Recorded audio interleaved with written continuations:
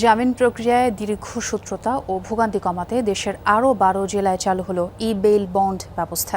এর মধ্য দিয়ে 28 জেলায় বিস্তৃত হলো সরকারের ডিজিটাল জামিন কার্যক্রম। সকালে সচিবালয় থেকে ভার্চুয়ালি নতুন এই 12 জেলার কার্যক্রম উদ্বোধন করবেন আইনমন্ত্রী মোহাম্মদ আসাদুজ্জামান। আইন মন্ত্রণালয় জানায়, প্রচলিত পদ্ধতিতে জামিননামা সম্পন্ন করতে আদালত থেকে কারাগার পর্যন্ত 12টি ম্যানুয়াল ধাপ পার হতে হতো। ই-বেইল বন্ডে পুরো প্রক্রিয়া এখন মাত্র 2 ধাপে সম্পন্ন করা যাচ্ছে। ফলে জামিন প্রক্রিয়া হবে আরও দ্রুত, স্বচ্ছ ও ঝামেলা মুক্ত।